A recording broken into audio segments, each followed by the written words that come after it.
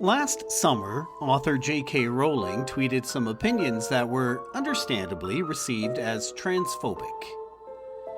The backlash was immediate and substantial on social media, with even celebrities, often the victims of cancel culture themselves, joining the voices of condemnation. One writer called it the anatomy of a scandal. Rowling tried to defend herself, but the condemnation kept coming. Eventually, Harper's Magazine published a letter in which 150 writers and scholars defended Rowling by articulating support for the free exchange of information and ideas.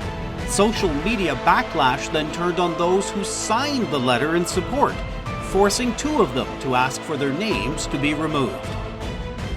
It's just too soon to measure the impacts to the Harry Potter franchise, but most marketing commentators have noted the momentum of Potter is gone.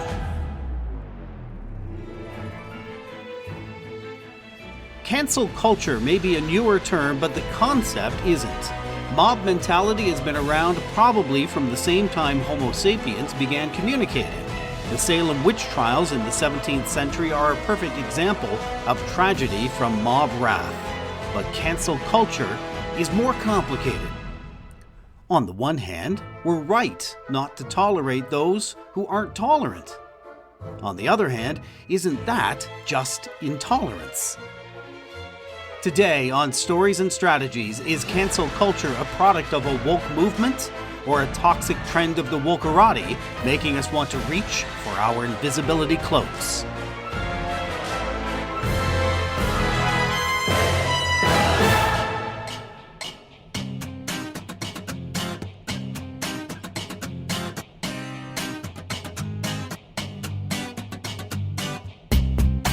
My name is Doug Dales, music off the top, Hedwig's theme from Harry Potter, composed by John Williams. It's great to be back.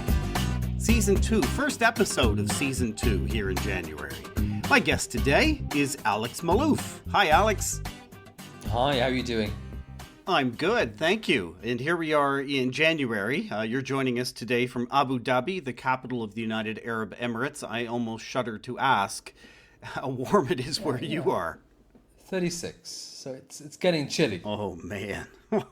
Alex, you are a member of the SCMP, the Chartered Institute of Marketing, CIPR, the Chartered Institute of Public Relations, and IEBC, the International Association of Business Communicators. With the Chartered Institute of Public Relations, you are a chartered communicator. With the Chartered Institute of Marketing, you are a chartered marketer.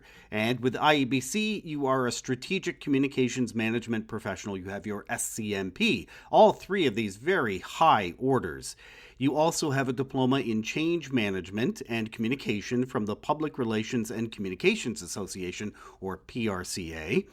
Alex, you have a master's degree with merit from the Durham Business School in the UK, and you're studying a postgraduate certificate in sustainable business from the University of Cambridge. As well, you have 2 decades experience in media, marketing, public relations, and sustainability, and currently you are the corporate communications director for the Middle East and Africa region at Schneider Electric. It is great to have you here today from Abu Dhabi.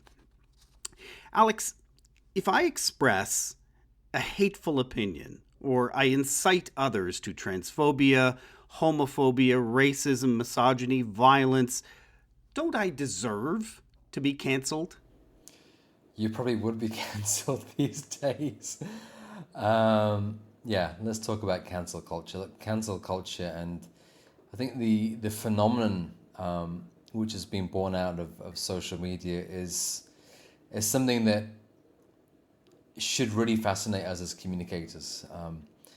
What we do in essence is try and get people to talk, and we want them to talk with each other. The big issue today online is that people don't talk with each other. They just simply shout at each other, and they try and cancel each other out. And this is something we've really got to look at. How do we tackle cancel culture as an industry? How do we get people engaged with each other in organizations, and also as well outside of organizations on big issues, on things like, for example, sustainability, on civic duty on human rights, and these are really big topics. The issue is today we're not having dialogue like we used to, and people sat down together, people listened, and they did it respectfully. It's a different environment today. Yeah, once upon a time we had rhetoric coming out of the Greek culture. We could have debate, and it was somewhat logical debate. To be a victim of cancel culture, you don't actually have to be canceled. It can just be backlash that you receive to seemingly small things, which I know you've seen firsthand as well. You can look. It can be something as simple as putting out an opinion which is not popular, which is not common. It doesn't need to be something as beyond the pale as what you initially mentioned, but it could be anything which goes against the grain, and it's potentially very damaging because it leads us all to self-censor. Are we saying what we're saying because of what we believe, or are we saying what we are saying because of what people want to hear from us? And that's the big question. That is fascinating. Back in November in season 1, I did an interview with a psychologist around the U.S. election, trying to understand the incredible divide that exists, not just in American politics, but it's seemingly in the United States. And he put forward social identity theory as one of the root causes, the basic human need to fit within a society. And through evolution, if you look back at ancient tribes, you had to fit within the tribe or you would be expelled. And those who were expelled, they died. Yeah, and that tribe today is a social media tribe, because everybody's on social media. Everybody has some sort of digital presence, and that extends, to employees as well now. It's fascinating to see increasingly how workplaces in certain industries are becoming politicized, and if you again have a different opinion, you can be seen to be sort of part of one group which is not the mainstream group. And I think this has implications for what we do in terms of bringing people together, and it has also implications for getting people to engage in dialogue and talk with each other and learn about one another, without negative sentiment, without pushing them apart. We really want to try and bring people together. There's always going to be differences in terms of who we are and in terms of what we think and why we think that. But the fact that we can't try or the fact that we need to try, even more to bring people together really drives me to think, okay, how do we engage the other side? Are we, for example, are we listening to the other side? Are we listening to opinions which we may not agree with? And it is difficult. Sometimes I read stuff and I'm looking at it and I'm thinking, how could anybody say that? How could anybody write that? But it's forcing yourself to break out of what we call the bubbles, the social media bubbles, and try and understand another perspective. And that really will help us drive not diversity element, because we already have that, but the inclusion piece, which really is the fabric of organizations and of society as well. Can you think of a time we were more willing to have good debate, to actually sit down and talk about some of the things that people disagree on, things like same-sex marriage, multiculturalism, religion, politics, the things we're never supposed to talk about at the family dinner table, even favorite sports teams? Can you think of a time in history where we actually did have good civil discourse around some of these more sensitive value-based things?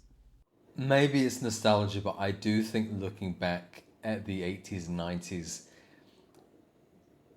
there was more respect in terms of debate. There was more,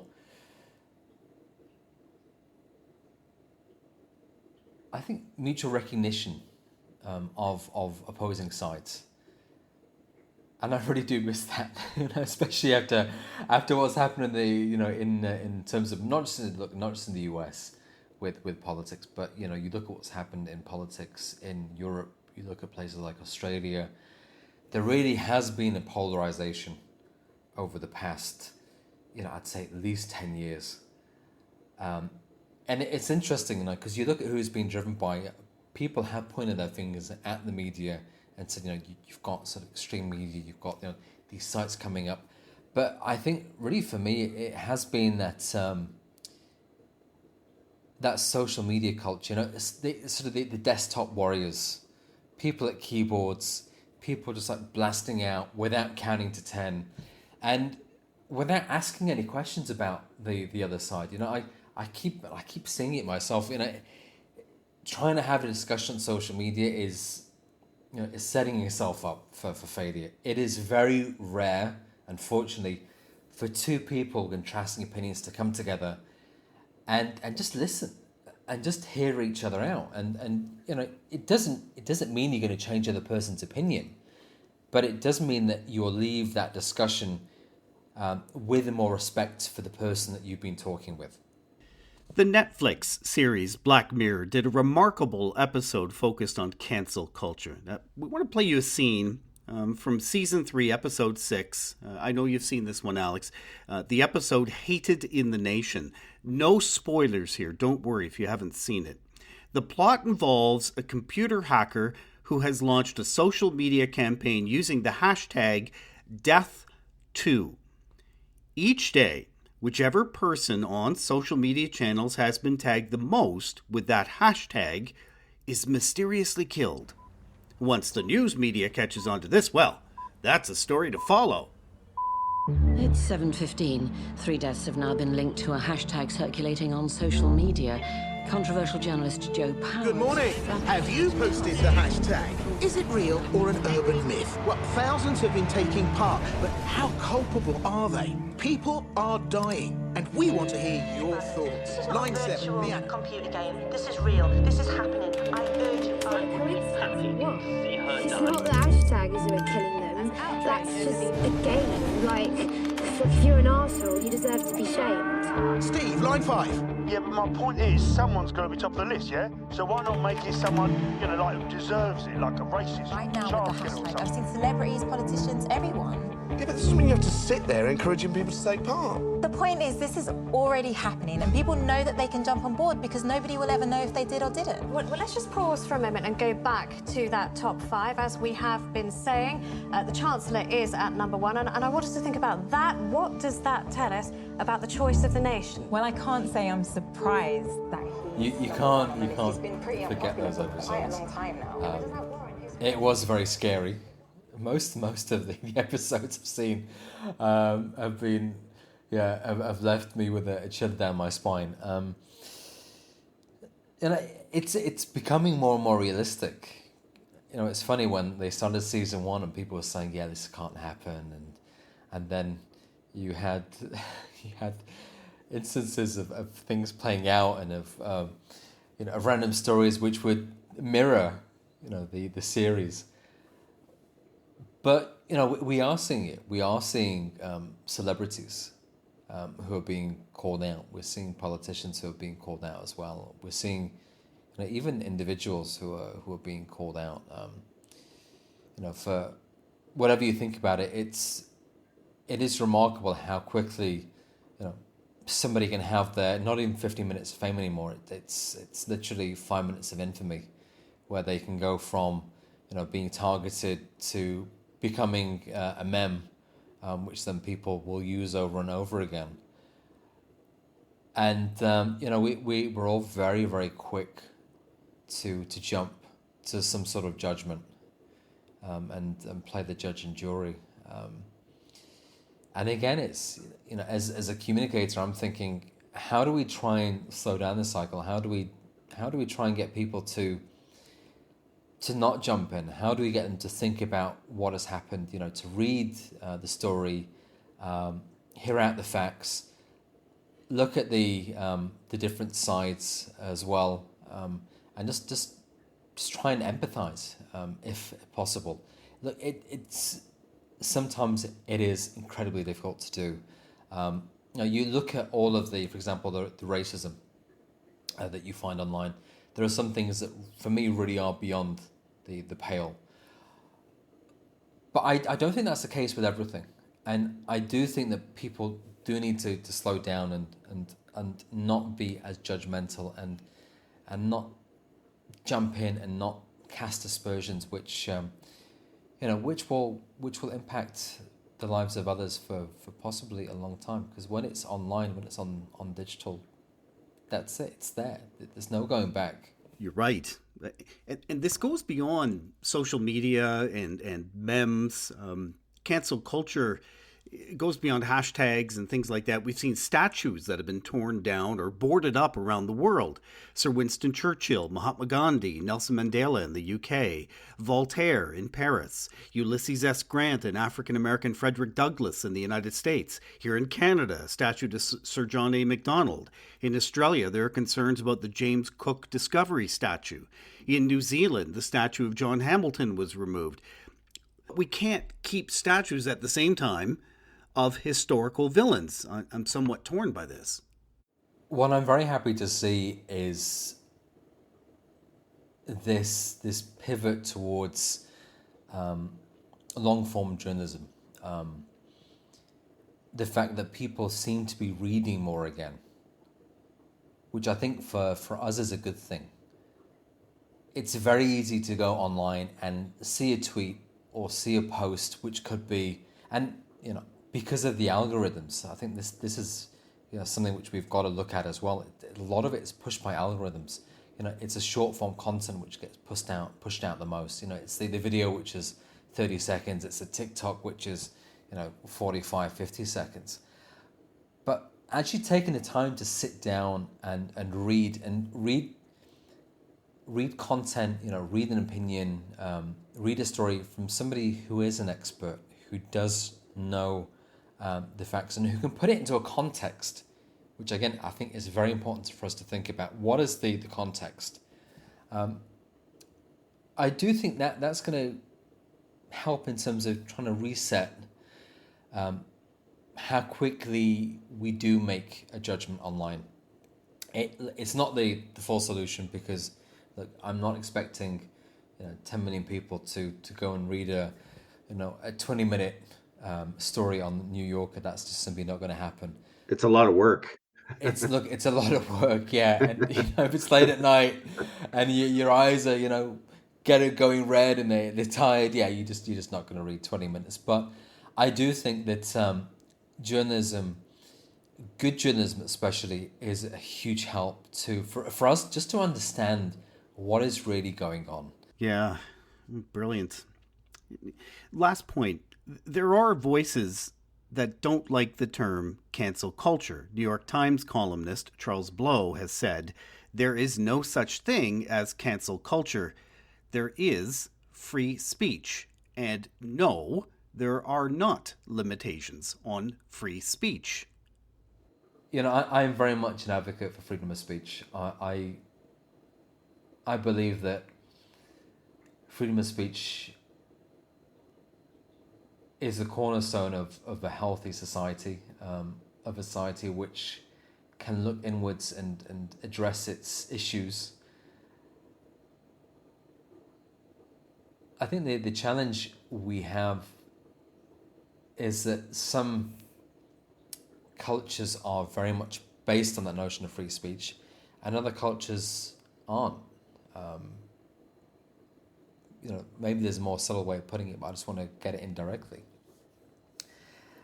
And as communicators, we've got to understand those various cultural aspects. We've got to understand, when people are trying to get a message across, maybe in a way that is not immediately apparent or understandable. And, we have to try and filter when it's needed. But it's, again, free speech, this whole issue of free speech, of, how far is too far. I think, we're going to be having this debate for a long time. Well, if more one-to-one conversation is the answer, I think maybe podcasts are going to save the world. Alex, thanks so much for your time today. Really appreciate it. Thank you very much. It's a pleasure being with you. If you'd like to send a message to my guest, Alex Malouf, you can email him at alexgmalouf@gmail.com. We've got that in the show notes for you as well. You can also follow Alex on Twitter. It's worth it. At @Alex_Malouf. Malouf. If you liked what you heard today, we're hoping you choose to subscribe to Stories and Strategies and receive updated episodes automatically. We're also hoping you choose to follow and rate this podcast on any directory. And would you do us a favor, recommend this podcast to one friend? If you have an idea for an episode or you just want to tell us something, send us an email at info@jgrcommunications.com. Thanks for listening.